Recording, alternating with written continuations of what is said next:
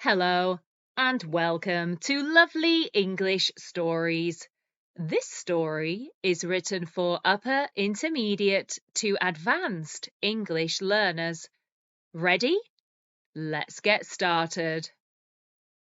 B2 C1 English Story. Last Days of Summer.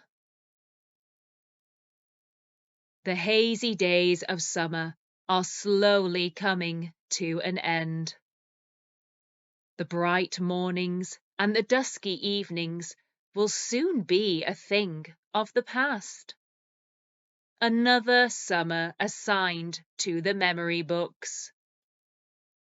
This summer had been a particularly challenging yet good one for Jane.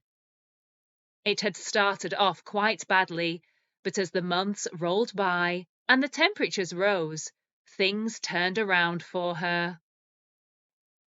At the end of spring, Jane lost her job, broke up with her partner, and had to move back in with her parents.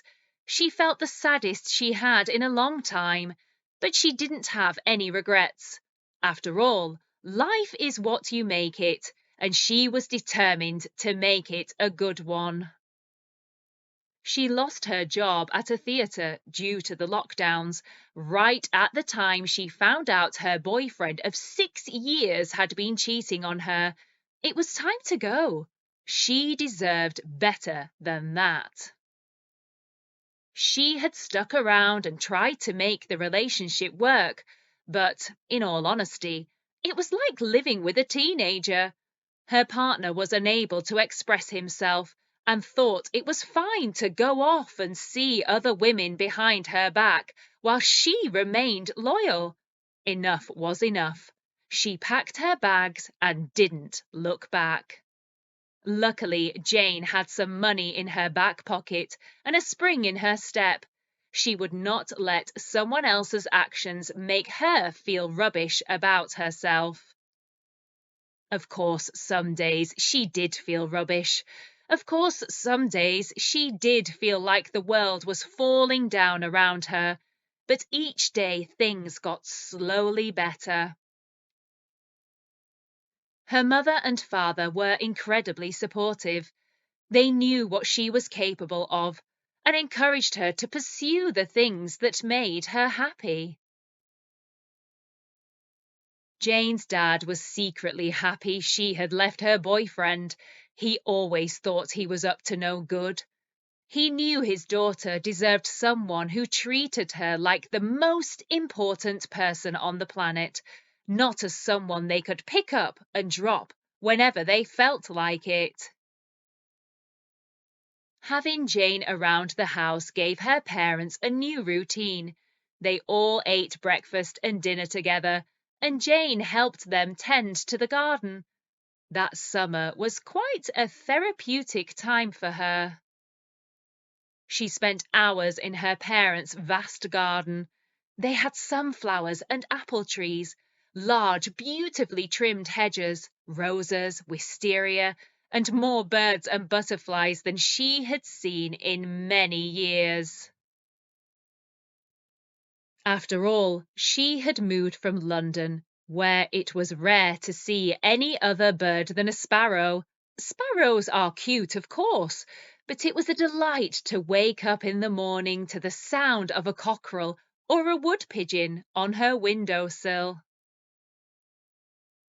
Being back in the beautiful British countryside gave Jane time to reflect. She was glad that these seemingly terrible things had happened to her during the summer. It meant she could sit outside, soak up plenty of vitamin D, and go on long walks with her family and friends. If it had happened in the winter, she might have felt differently, but being able to enjoy the warm rays of the sun on her skin was like having her batteries recharged. She was slowly filling up with energy, and one day at a time, she began to feel like herself again. One day during August, she went for a walk with her best friend to a local stream. Just them, the trickling water, and the occasional duck. They sat together and talked about everything that had happened to Jane in the last few months. It had been nothing short of a whirlwind. Her cozy flat, cat, and so-called boyfriend were now literal miles away. She felt like she didn't understand her old self anymore, or why she put up with the things she did. Now, in the countryside and in the gaze of the summer sun, she felt free. The weight of life was slowly lifting off her shoulders. She paddled in the stream and made some promises to her friend and to herself, of course. She promised she would focus on doing things that made her happy instead of constantly worrying about others. She promised she would spend the long summer days pursuing her hobbies of writing and painting. She aimed to open her own online store by the autumn. She also promised not to rush into anything, whether that was a relationship, job, or a large purchase. She would sit back and take each day as it came. No rushing, no impulsivity, no panicking. Life would be okay if she let it be so. As the August days grew shorter, Jane looked back on the last few months of her life with knowledgeable eyes. She had been through a lot. She was still healing, and she was working out her next steps for her new life. She aimed to have her business up and running by the autumn and would try to get a job at the local bookshop for the winter. She knew she would need to supplement her income alongside the business for a while. She had put down roots in her childhood village and would enjoy every second of the remaining summer days. After all, summery summers in England were hard to come by. Jane set herself some goals to go alongside her promises. She would enjoy her parents' peaceful garden and would set up her own little vegetable patch. She had a goal to become self-sufficient. She wanted to grow her own food, and what better time to start than in the summer? She bought wood, soil, and seeds in preparation. Secondly, she would start wild swimming. What could be more freeing than swimming with the ducks and fish at her local lake? She knew the feeling of the water against her skin would help wash off any residue of her past relationship.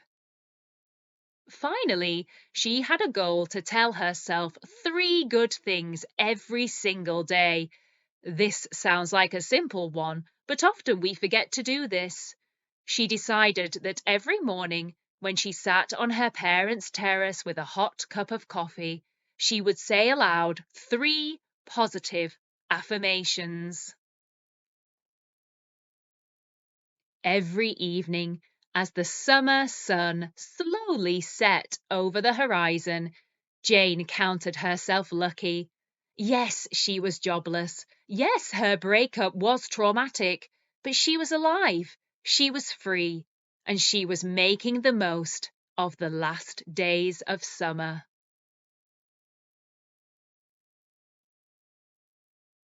How do you plan to spend your last days of summer? Tell us in the comments below. We hope you enjoyed this lovely English story. Thank you for stopping by. Don't forget to check out our playlists and to like, subscribe, and share.